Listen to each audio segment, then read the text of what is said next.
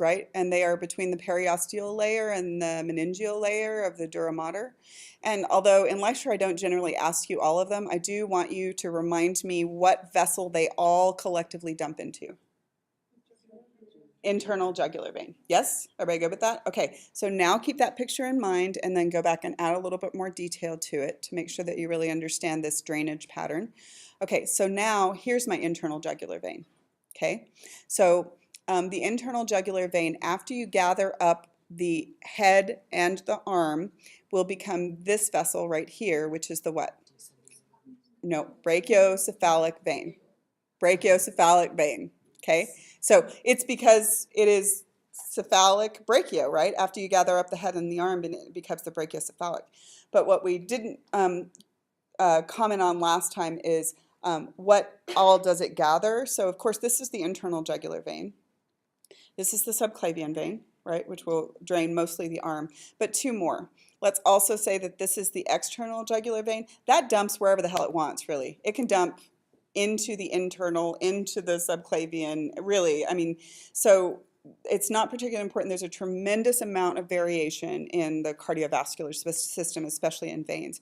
But then this one, I didn't put on your notes, but I do want you to note that it exists. Okay, this is the vertebral vein, which runs with the vertebral artery in the transverse foramina of the cervical vertebra. Okay, so the story is once you gather all of those up, right, then you become the brachiocephalic, right? And then the two brachiocephalics unite to form what? Superior vena cava. Good. Okay, so now, what about all this variation? What the heck do you do to make yourself confident when there is variation? You realize that what you are doing is memorizing something that is an idealized version, but every time I open up a cadaver, I run into something that I didn't expect. So this picture that you are looking at is just sort of an average, but it may only exist, for instance, in 40% of the population like this. So what you do is you are humble enough to realize that you need to understand, not by pointing at a vessel, but by following a vessel, what that vessel is. So it doesn't matter where it dumps into. If it's actually draining the outside of the head, it's the external jugular, right? Doesn't matter where it dumps into. Now, do people try to torture you with that? Yes, when you get into med school, they do, right? But for right now, I just want you to conceptually understand that what you are doing is memorizing something that exists most of the time. What I don't do is I don't try to nitpick you with the variations that exist, right? But I want you to know that they do. So this can dump wherever it wants, especially with veins. We went to the body donor program in the University of Utah Med School gross anatomy lab yesterday, and they were talking about sort of retraining surgeons, because surgeons have to go back and retrain constantly. They have to go back and do surgeries, and they were talking about how you prepare the cadavers too. So when they prepare the cadavers, for instance, they inject the embalming fluid into the common carotid artery. But he says he's done 7,000 bodies by now. And the damn thing is only in the place that you expect it about a quarter of the time. So it's supposed to be between the two heads of the sternocleidomastoid. That's where you're supposed to be able to find it, right? And you can feel it right here. But sometimes it's like over here, and sometimes it's like right down here, and so you just like, you have to like be able to figure it out logically and not just rote memorization. Rote memorization doesn't do you anything any good except memorizing a picture. It's not actually how the world exists. Okay, so that's the drainage of the head, right? Everybody got it? Even though I didn't add vertebral into your vessels, it's there. Okay, so now what we are going to do, is we are going to do arterial supply to and from the upper limb. It's so easy. The upper limb is like cake, man. So why am I doing that next? Because remember, the story that we were telling is we are going to deliver blood from where it comes off the aorta first. So first dibs, what organ gets first dibs? Heart, and then brain and head, and then arms. Okay, so that's what we're going to do. All right, so we're going to deliver blood to the arms. Now, the arms are all of the blood to the arms ultimately comes from the subclavian artery, right? But I want somebody to tell me the brief story of how I get to the subclavian artery on the left side. And then somebody else to tell me how I get there on the right side. Left side. Raise your hand. How do I get to the subclavian arteries? Very short story. No, he's got it. No, you can do the next one. So the first artery on the right side, on the aorta? Left side. I'm trying to go to the left side. Left side? Mm-hmm. Then it would be the third branch off of the aortic arch. Yeah, so it's just aortic arch and then subclavian. Okay, can you do the next one? Right side? Brachiocephalic artery or trunk. And then the subclavian, right? And then once you get into the subclavian, nobody cares how you got there, right? It's just the same arterial pattern once you get into the subclavian. Everybody good with that? Okay, so now let's look at what happens in the subclavian. You ready? All right, so follow the subclavian. Now, if you were actually a surgeon, you would realize that you don't just call it axillary because it gets into the armpit. It's after certain branches come off, but we're not going to do that to you. So it's axillary as it runs, I'm sorry, it's subclavian as it runs under the clavicle. Then once it gets into the armpit, it's called axillary. Then once it runs through the arm, it's called brachial. And then it splits, and the two big branches are the one that runs lateral, which is the radial, and the one that runs medial, which is the ulnar. Okay, and then once you get down to the bottom, there are arches. I don't think that, did I put those on the lab list? Okay, I don't remember if I did or not. So there's palmar arches, and there's a superficial one and a deep one. Although on figures, it's really hard to see depth. So I generally don't nitpick you with superficial and deep on a two-dimensional image. But FYI, the superficial one is the one that's on the anterior side, and then the deep one is on the other side. Okay, so those are the palmar arches, and then those give rise to the digital arteries. And the digital arteries go through both the hand and the fingers. Good? And that's like so easy. Like everything is labeled exactly what you expected it to be labeled. There's like literally no tricks in there at all. By the way, the superficial and the deep palmar arches are both come off of the radial and the ulnar. They're just two different patterns that you've got. Everybody good with that? Okay, so now let's do venous drainage. Of course, there are more arteries. You learn more arteries if you go to med school. So fascinatingly, so we were at the med school, and I go there every once in a while. The guy who teaches the med school gross anatomy lab always tells my students when they go in that you guys learn more anatomy as an undergraduate than you will learn in med school until you're about in your fourth year, because this is how often they do anatomy, once a week for 3 hours for one semester. Once a week for 3 hours. So you guys are doing more anatomy than they are doing. And then what happens is if they all get through, and it's the first semester of med school, if they all get through, then as they go in, for instance, if you start specializing, you go back and redo head and neck anatomy if you want to specialize in ENT, or you redo upper limb anatomy, or so you redo it. And they have to do a complete cadaver dissection within like 8-12 class periods. So yeah, within 4 hours, they have to have the entire thing skinned and all the way down to the back muscles, all the way. It's like so fast, so overwhelming. So he really likes it when people have like taken anatomy before they take gross anatomy, because then they're like nuts. Because do you guys know that you can get into med school with a degree in anything? English literature, philosophy, whatever the hell. You can, and it's going to be an ugly, ugly first semester, because you'll be like, can I just write an essay about it? No. He told me how yesterday he told my students, and they were all like, oh my God. So when they have their med school exams, they bring the students in one at a time. They have 6, in the first exam, they have 6 cadavers, and they just point to things, and it's 9 minutes for 30 questions, right? And then they do challenge questions, oral challenge questions. And if you flunk an oral challenge question, the questions get harder and harder and harder and harder. So until, woo! And all my students were like, oh my God, I think I'm hyperventilating. I gotta get out of here. I'm like, you want to go to med school, right? Some of you guys do too, right? Yeah? Okay, you're gonna kick butt, it's fine.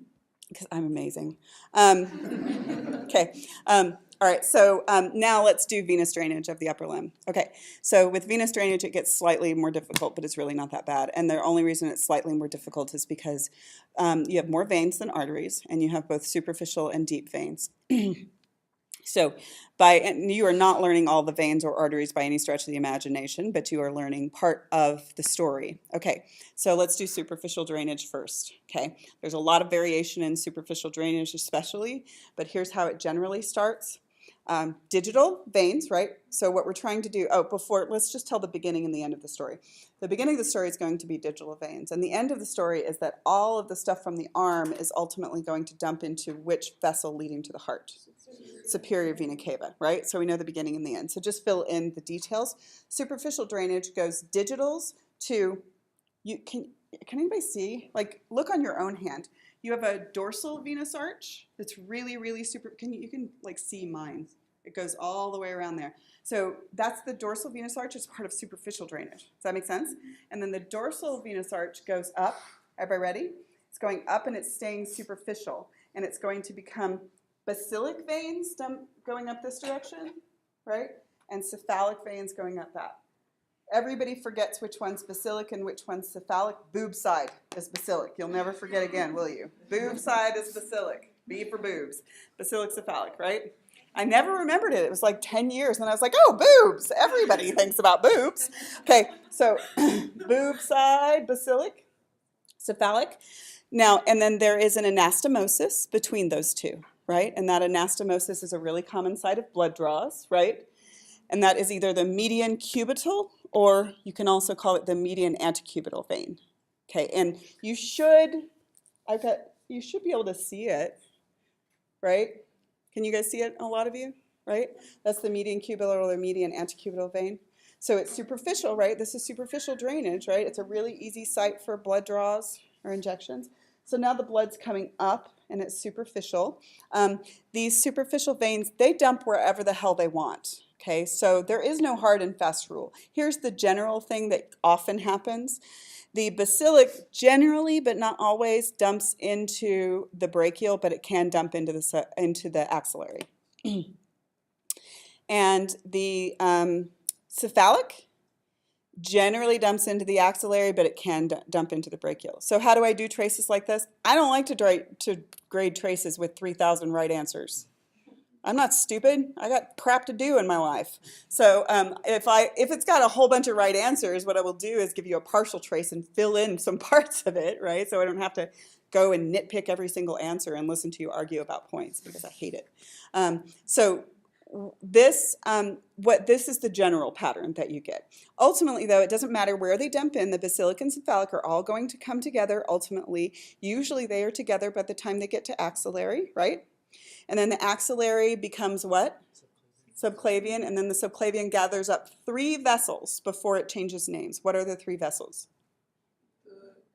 External carotid, internal carotid, external jugular, internal jugular, and vertebral, right? After it gathers up those 2, then it changes names and it becomes what? Brachiocephalic, and then the brachiocephalics come together to form superior vena cava, right? No, that's a good question. Veins, so let's address that question because it is something that can be confusing. Okay, how many brachiocephalic arteries do you have? 1. How many brachiocephalic veins do you have? 2. Yeah, the 2 brachiocephalic veins join to become the superior vena cava. Does that make sense? Okay, everybody good with that? So can you hear how I'm talking about vessels? And can you hear and predict how I will test you about vessels?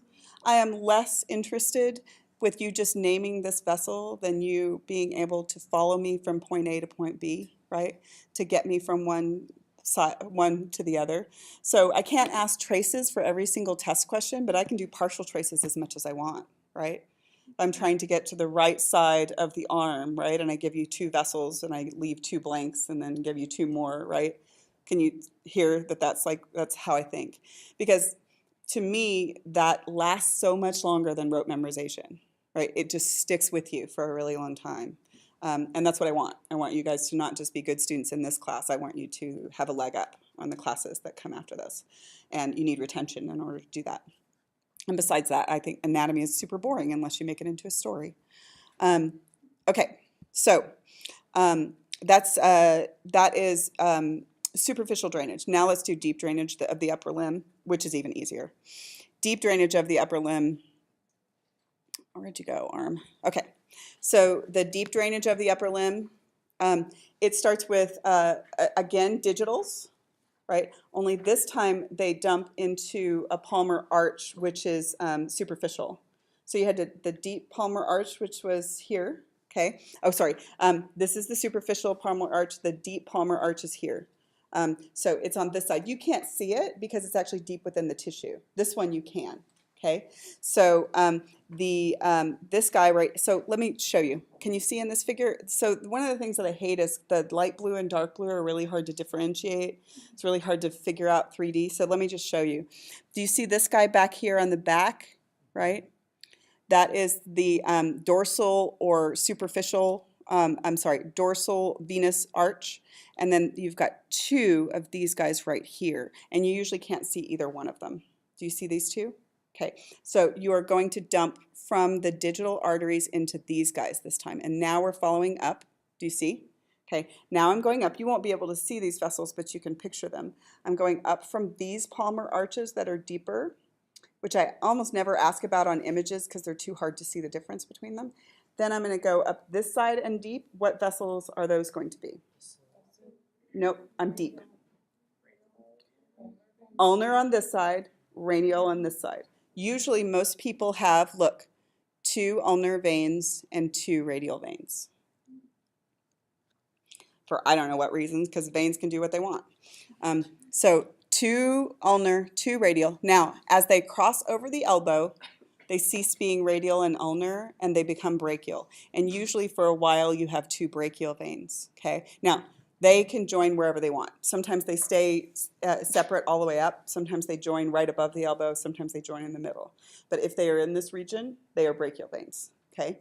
And then the brachials will eventually come together with the basilic and cephalic, right? Usually around the axillary is when they come together with the basilic and cephalic, somewhere around there. And then you're gathering up the brachial, and then I know you did it before, but do it again, okay? You gathered up the brachial, the cephalic and basilic, and then you're in the armpit, and what are you? Axillary, and now keep going. Subclavian, gather up 3 vessels, what are they again? Not you. Internal jugular, external jugular, vertebrals, and then you become what? No, not yet. Brachiocephalic, and then superior vena cava, right? Okay. Do you see that if you do that a few times, it becomes second nature? It's fine. It's a good story. It makes sense. Okay. So everybody okay with that? Okay. All right. So now we delivered blood to the head and the arms, right? Head, arms. And now what we are going to do is we're going to go back to the aorta and we're going to do some more branches off the aorta. Only this time we are going to be descending, right? So we already did the ascending aorta. Which organ gets blood from the ascending aorta? The heart, exactly. And from the aortic arch is head and arms, right? And now descending. The descending has 2 regions. This is the descending thoracic aorta, and this is the descending abdominal aorta. Now, the descending thoracic aorta actually has more detail than you show here, but it's very difficult to figure in pictures, and we don't really have very good cadavers that show it. So let me tell you conceptually what it's doing, and then I'll tell you what you're responsible for. Okay, so the descending thoracic aorta has to give blood to the thoracic cavity, but didn't we already take care of most of the thoracic cavity? Because we did the heart, right? And the lungs are mostly pulmonary circuit and not systemic circuit. So does it make sense to you that we don't have just a whole hell of a lot left to deliver blood to, comparatively speaking? And we don't. So the primary things that you are going to deliver blood to from the thoracic descending aorta is the intercostal arteries, right? And the intercostal arteries are, of course, going to supply the intercostal muscles. Are we good with that? So, and there are 3 different kinds of intercostal arteries. I don't usually make you distinguish them from a figure because it's too hard for me to see depth in these figures. But you have posterior and anterior and internal ones. But, you know, just it's fine as long as you know that the intercostal arteries come off of the descending thoracic aorta. Now, conceptually, there are 2 more that are not drawn on this picture, but I want to see if you understand That's how you would get blood to these locations. So I have another artery that isn't on this picture but is important. It's called the esophageal artery that delivers oxygenated blood to the esophagus. And it should make conceptual sense to you that that should come off the descending thoracic aorta, right? So the esophageal, even though it's not on the picture, you can understand that the esophageal aorta, artery comes off of there. And then one more, and this one's kind of conceptually interesting to me, maybe not to you. And that is that the lungs, yes, they get their vast majority of blood from pulmonary circulation. But what about the outer portions of the lungs that are not doing gas exchange and the bronchioles that are actually supplying the lungs? Does it make conceptual sense to you that those need systemic blood and not pulmonary blood? Does that make sense to you? So there is another branch that, again, you are not seeing that's off the descending thoracic aorta. They're called the bronchioles, bronchial artery. Okay, and those are delivering blood to the outer portions of the respiratory system that are not doing pulmonary gas exchange. That make sense? Okay, all right. So you don't ever have to label them because they didn't put them in any of your pictures. I just want you to conceptually understand that that's where that blood comes from. Okay, now we're heading south, okay? Now we are, oh, wait, sorry, we have to do the venous drainage. Okay, venous drainage of the thoracic cavity. Everybody hates it. Let's do it anyway. Okay. It's hard to see in pictures when I do this one. If I had this picture in front of me, I would draw arrows to show how this venous drainage was going. In addition, the only place that you can see it in lab very well is on the Wireman model. So you're going to have to find it on the Wireman model. I'm going to go through it with you. So first, let me explain why it's weird. The reason it's weird is because remember that the aorta is left, right? That means the superior and inferior vena cava are going to be right, okay? That means that if you are going to do drainage of the right side, you can do it directly, okay? But if you're going to do drainage of the left side, you have to take some weird little routes over. Does that make sense? So that's why this is weird, okay? So ultimately what's going to happen is as you drain the thoracic cavity, it's all, most of the time, going to end up in the superior vena cava, okay? Every once in a while it can dump into the inferior vena cava because you can't tell veins what to do. They just do whatever the hell they want. Okay, so let's do the easy part first. You ready? So the easy part is intercostal veins, right, which would run with the intercostal arteries. If we're doing the right side, you can dump pretty much directly. They all gather up into this vein called the azygos vein, and it dumps into the superior vena cava. What does azygos mean? Zygote, like is when you pair the gametes. Azygos means unpaired, like none of these vessels are paired. Does that make sense? So this is the azygos vein. So watch again. The intercostal veins dump into the azygos, which dumps into the superior vena cava. Do you see? Okay. All right. So that's the right side. That's as easy as it gets. On the left side, you have to make a couple of extra jogs, and it's got some variation patterns, which are kind of annoying. But here's what's going to happen. On the left side, intercostal vein, watch, dumps into this guy. Do you see this guy right here? This is called the accessory hemiazygos vein, which will dump into the azygos, which will dump into the superior vena cava. Okay, that's what the upper ribs do on the left side. Okay, the bottom ribs on the left side, wherever they want, really. The bottom ribs do it this way. Intercostal veins into this guy, which is the hemiazygos, into the azygos, into the superior vena cava. Okay, so do you see why it would be helpful to put arrows in there so that you could see what the heck the blood is doing instead of just pointing at things? Go ahead. So if it's on the right side, it will usually just go azygos, superior vena cava. If it's on the left side, it will go hemiazygos. One of the hemiazygoses, because you've got two. You've got the hemiazygos and the accessory hemiazygos. And then azygos. And then azygos, yes. Okay. Okay, so nobody likes this. It's not just you. And it's in part because you can't really see what it's doing. So I like to draw a number 1 with an arrow, and then a number 2 with an arrow, and then a number 3 with an arrow, and then you always end up here. That's how I like to do it. You guys can do it however you want. Okay. So that's the venous drainage of the thoracic cavity. Of course, you had to drain some other stuff, but we didn't tell you the whole story. You'll have an esophageal vein and some bronchial veins and all that kind of stuff too, but they're not in this picture. Okay, so everybody good? Okay, so now we're heading south, and we are going to go, again, the descending the descending aorta, but after you go past the diaphragm, it's no longer called thoracic, right? It's called abdominal, right? Okay, so let's just look at this big picture understanding. For some reason, when I learned this, it confused the living crap out of me. And then after I started to understand it, I couldn't remember why I was confused. It's always good for teachers to remember why they were confused, and I've forgotten. So maybe you guys can help me remember why it's confusing. So, so as you're going down, ultimately what we're going to do is to deliver blood to the entire abdominopelvic cavity, okay? And we're going to have 3 relatively big confusing branches. Those we'll do in just a second. But let's do the easy branches first, okay? The ones that just make total sense and you really shouldn't be confused by them. These guys right here are called the suprarenal arteries. They deliver blood to the suprarenal or adrenal glands that sit on top of the kidneys, okay? This one's weird, but don't worry about it. It usually dives into the diaphragm and then back out, but who cares, really? Doesn't make any difference, right? Unless you're a surgeon, and then it does. So, but it's not like conceptually like interesting. Okay, so when I deal with cadavers, I don't really care like whether it functions. I'm just like, yeah, that's fine, that's interesting, because they're already dead. I can't really make a mistake that will kill them. So that is the suprarenal, okay? And then this guy right here, you should never miss. What's that? Renal artery, yeah. It's like a big flashing sign going straight to the kidney, and it's like that wide. So if you miss that one, you should honestly flunk, really. Okay, so that's the renal. And then these guys right here, okay, those guys right there are called the gonadals. But if you know the gender, they're not called gonadals. If you know the gender of the person, they are ovarian arteries in a female and testicular arteries in a male. That means that they are going to be anatomically different in males and females, and they're going to be longer in which gender? Males, because the testes are outside the body cavity, right?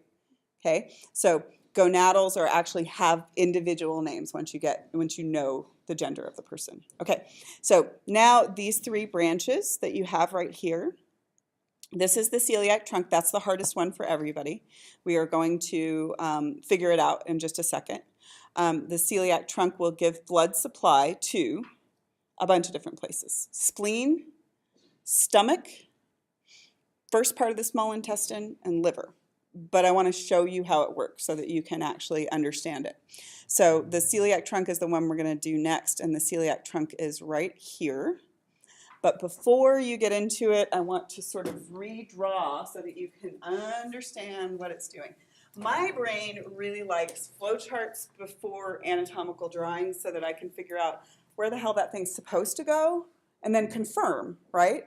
I'm like, I know it's supposed to go to the liver, so if I can follow it out to the liver, then I can figure out all the passageways. So you guys are going to help me do it. Okay, so the whole thing is the aorta, and if this is the diaphragm, right, the first big honkin' branch under the diaphragm, this guy right here, is going to be the celiac trunk, right? Okay, and the celiac trunk, your textbook describes it in such a weird way. I don't know why they do it. They say that the celiac trunk has 2 branches and a continuation, but that seems totally arbitrary to me. It looks like it has 3 branches to me, right? So I don't know why one gets to be a continuation. Is it like mom's favorite or something? But this is the celiac trunk, and it's going to have 3 branches, and they branch almost immediately. So let's look at the branches. One goes that direction, and one is going to wrap around. Okay, so the 3 branches of the celiac trunk. So here's your celiac trunk, also sometimes called the celiac artery. That's also another name for it. You ready? This branch goes over to the left side, and it goes to the spleen. So what do we call it? The splenic artery. Don't leave off the word artery or vein. Get into the habit of making yourself at least write A or V, because in lab and in lecture, if you put splenic and not artery or vein, I will count it wrong, okay? Because you need to know whether it's an artery or vein, right? So that's the splenic artery. Everybody okay with that? So let's find it here. So it dives behind the stomach and goes out to the spleen. It's super easy to find, right? If you know what a spleen is, which is, some people don't. So there's like a couple of things. You're like, it's not a kidney because you got 2 of those. And it's not a liver because that one's over on the other side and it's way bigger. Oh, it must be a spleen. This is the splenic artery going that direction. So now let's look at this one. This one wraps around, watch, wraps around the lesser curvature of the stomach from the left side. Do you see it? This guy right there? And it is called the what?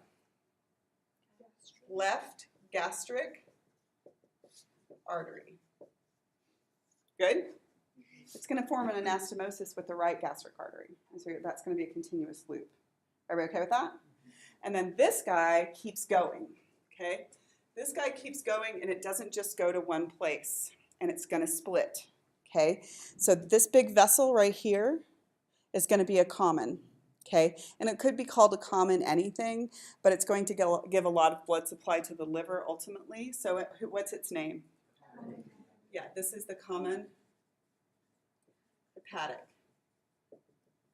Okay, and the blood is going that direction through the common hepatic, but then the common hepatic has two branches that you are going to need to know, okay?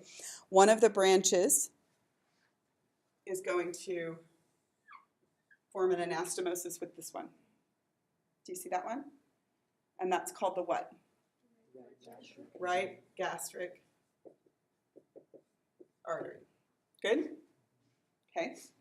And then the other one is going to give blood supply to the rest of the stomach and then also to the first portion of the small intestine. So this other branch, which sometimes comes out right there and it sometimes comes out right there, it doesn't really matter. So this other branch is going to go down, and it's going to go small intestine, specifically the duodenum of the small intestine. And it is also going to give blood supply, although I don't usually ask this part. Look, see it right here? This guy right here, giving blood to the duodenum, this first part of the small intestine, and then the greater curvature of the stomach, right? Okay.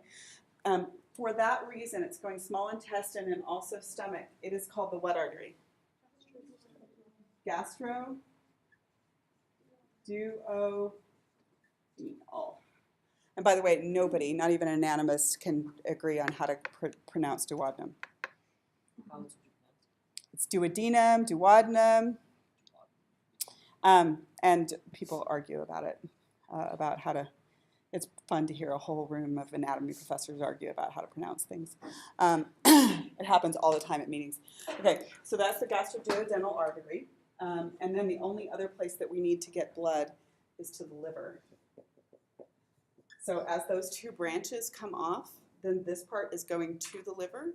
Do you see? Okay. And what's this part called? Hepatic proper. Yeah, hepatic artery proper or proper hepatic. Does that make sense? This guy right there? Okay. So this is how my brain works. I make it into a flow chart, and then I go confirm that the anatomy actually is like the flow chart, right? So for that reason, so this is your hepatic artery proper. For that reason, if you can think about it as a flow chart, then I can ask you questions that will just make you think about flow, and then you can go confirm that the flow actually looks like this. So somebody raise your hand and give it a shot. I promise I'll be nice to you. Starting from the abdominal aorta, I want one of you guys to get me to the spleen.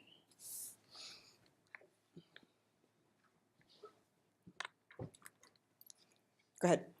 So you go from the abdominal aorta to the celiac trunk, and then you go to the splenic artery. To the splenic artery. It's really easy, okay? I'm going to torture you until we get through all of them, so if you don't want to raise your hand, I might call on you individually, and that will be unpleasant for all of us. Okay, and now I want you to get me from the abdominal aorta, I want you to get me to the left side of the stomach. Come on, introverts. We know you're just as smart as the extroverts. Go ahead. So it comes from the abdominal aorta to the celiac trunk and then the left gastric. Left gastric artery. Okay. Now, next, for the brave soul who's ready to do this next, I want somebody to get me from the abdominal aorta to the right side of the stomach. Promise I'll be super nice to you because you're ballsy enough to try. Go ahead. To the abdominal aorta, Mm-hmm. the celiac trunk, to the common hepatic, to the common hepatic, exactly. and to the right gastric. To the right gastric artery. Good. We're almost done. 2 more. You're like, oh my God, this is painful, especially when you were asleep. It's really painful when you're asleep. So now I want somebody to get me from the abdominal aorta to the duodenum, first part of the small intestine.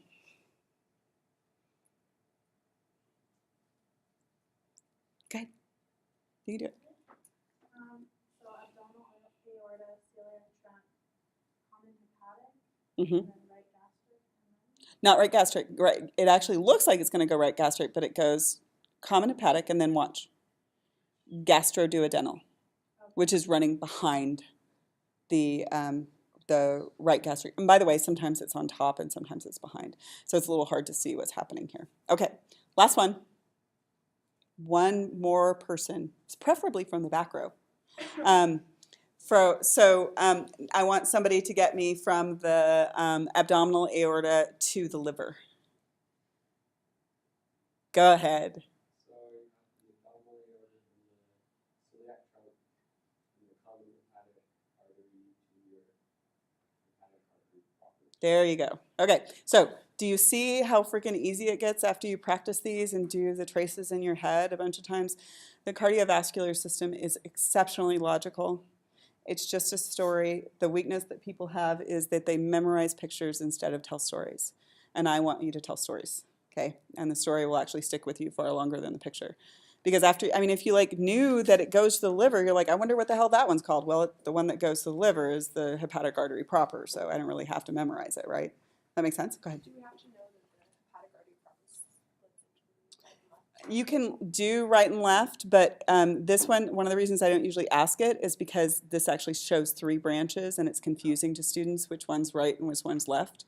So I usually, unless we have a really dependable way to ask it, I usually try to avoid it, asking it. Yeah, the left one is on top right here. Yeah, but I don't usually ask that one because people are like, oh, there's 3, left, right, and middle. No, there's only left and right. Okay, so now let's talk about venous drainage before we do that, we have to go back and get these 2. So these other 2 big branches are very easy, but they're called the superior mesenteric artery and the inferior mesenteric artery. But before we go any further, who remembers what mesentery is? What is mesentery? Remember at all? 2 layers of serous membrane, yeah? And it's hanging an organ from the body wall. And if I've got 2 layers, it's a really good place to run vessels through them, okay? So I have a superior mesenteric artery and an inferior mesenteric artery. So I want to talk about what those do.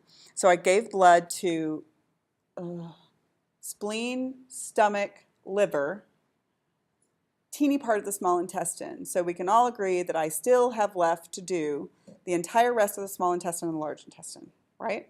So what you're going to see is the superior mesenteric artery is going to run through the top layer of mesentery, and it's going to give blood to the rest of the small intestine, okay, via these little teeny arteries called intestinal arteries right there. They just cut them off. Like in this picture, they cut off the entire small intestine.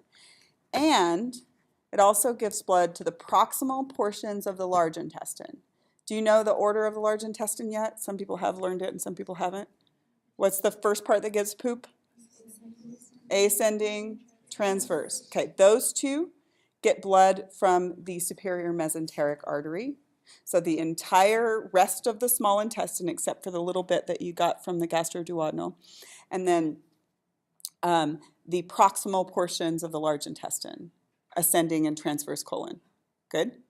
Okay, and then what I have left is, of course, the rest of the large intestine, right? I have descending colon and sigmoid colon. The descending and the sigmoid colon right here, those get blood from the inferior mesenteric artery. Good? Okay, so it's not very hard. Like, I think that the hardest thing about the cardiovascular system is actually the celiac trunk. That's pretty much, but maybe circumvillus, right? Maybe that's a little bit hard, but really it all is pretty logical, makes a lot of sense. Okay, so we successfully delivered blood to the kidneys, the adrenal glands, the gonads, the guts, and the liver and the spleen, right? We did all of that. Go ahead. How does it get to the gallbladder? The gallbladder is a branch off of the common, hepatic artery proper. I wonder if it's in any of these pictures. How it looks like 3 branches. One of those go to the gallbladder. I can't, let me see if it has it in here. Does this one have it? Oh no, they're not showing it. So it gets one of these little branches, and sometimes it actually gets a branch off of the gastroduodenal as well. Okay, so that general area. By the way, this is super duper easy on, well, it gets really easy. It's not easy on the cadavers. Because one of the things that I want to tell you is once you're doing all of these blood vessels on the cadaver, it's also got veins, right? So it's a mess under there. And if you don't take some time to dig around under there, it's like, it's a freaking roadmap. You're like, well, I don't even know what the hell I'm seeing. And you need to be able to remember that arteries are chubby, right? And veins are flat. So, and then you follow them to and from where they go. So it is not this neat and tidy because you're going to have all of the veins running through the same direction. So it's a little bit hard. Okay. Last thing is venous drainage of the abdomen. We won't get through it today, but I want to talk about just generally venous drainage of the abdomen. So venous drainage of the abdomen, first of all, it has these weird little drainage patterns. Like for instance, this is a gonadal, and the right one dumps into the inferior vena cava, but the left one got distracted and dumps into the renal. But I don't care about stuff like that. That's not like particularly relevant to the anatomy. I mean, it's true a lot of the time, but I don't really nitpick you about it. Same thing over here. Usually the suprarenal dumps directly into the inferior vena cava on the right side and then dumps into the renal over here. But I mean, it's not, I don't care about crap like that. Now, what is really interesting is that, do you notice in this figure that you don't have superior mesenteric, inferior mesenteric, you're not draining the stomach, you're not draining the liver? So the last little tidbit I want to tell you is why on earth it is not, those things are not draining directly into the inferior vena cava. And there's a logic reason, and then I'll tell the whole story next time. So I want you to remember, of course, that all of the blood that's going to your intestine will do absorption of nutrients, right? But your food is not sterile. There are also potentially absorption of pathogens and toxins, okay? So I could take all of that blood that just absorbed nutrients, pathogens, and toxins, and I could dump it directly into the inferior vena cava, but that might well be a very bad plan. So instead of doing that, guys, what I do is, lost my picture, where are you, picture, there you are. Okay, so what I do instead is I shunt it all through the liver, right? And what do you think the liver does to that blood? It cleanses the blood, and then it dumps it into the inferior vena cava. So let me just tell you briefly the little synopsis of the story, and then we'll go into the story in detail on Monday. So it's not as hard as it looks, because look, this vein right here looks like it's draining the distal part of the large intestine. That's probably the inferior mesenteric vein, because that's how I got blood to it. Does that make sense? Inferior mesenteric artery did that. Does that make sense? Okay, this one looks like it's draining the rest of the large intestine, and they cut off the small intestine. So that one's probably the superior mesenteric artery, right? This one's coming from the spleen, so that one's probably the splenic, okay? They're all going to gather together into this wide vessel. When you look at it in the cadaver, it's like wider than a piece of Scotch tape, and it's super flat. It doesn't even look like a vein at all. And that one is going to gather all of that blood together, and it's going to deliver it to the liver from the bottom to the top. What happens to it as it goes through the liver is, remember those sinusoid capillaries with the big old macrophages sitting on the top? So the blood starts going through the sinusoid capillaries really slowly, and then the macrophages are looking for anything weird and gobbling it up, right? And then it goes from the bottom to the top, and then when I've got it nice and clean and it's ready for public viewing, I dump it back into the superior vena cava via the hepatic veins. So it goes from the bottom to the top, and then it comes dumped back in. Does that make sense? No, sorry, inferior vena cava. Sorry, misspoke. It's the inferior vena cava. Does that make sense? So next time we will go through it in detail so that you guys can see what happens. Okay. Makes a lot more sense in the brain, I'll tell you that. What? Love the brain. You told me you liked the brain in the middle of it. Oh, wait, we haven't, wait, hold on just a second. Do you want to talk, or do you want me to talk? Huh? Okay, so you're going to have a bonus opportunity coming up within the next couple weeks. I don't know when it's going to happen. It's going to be for everyone in both my anatomy and physiology classes, and you can have the opportunity to make a donation, not monetary, we're all broke, to the Youth Homeless Center in downtown Salt Lake City. They're going to bring a box here. They need toiletries, they need socks, they need all of that kind of stuff. A small donation will get you a small amount of points, and you don't have to do it, but I just thought it's a time in this country where we could do something kind for someone else. You don't even have to get the points if you don't want to, right? What? So their club, which is which club? Pre-Med Club, is doing a drive to help homeless youth in Salt Lake City. Okay, and I'm not gathering money. I don't want to deal with anybody's money. But socks and toiletries and nail clippers and, you know, what? Wet wipes and those kinds of things. There is a homeless shelter downtown. There ends up being an awful lot of youth from abusive households, from LGBT youth, a bunch of kids, and it's going to be cold. So I'm going to do that for anyone who wants to participate. I don't want you to spend money, though, unless you like go to the dollar store and get some socks or something. But there will be a box in here. And it won't be a ton of points because to me it's not about the points, but I know you guys want points and I want you to do nice things for people. So I'm manipulating you. So I think good idea.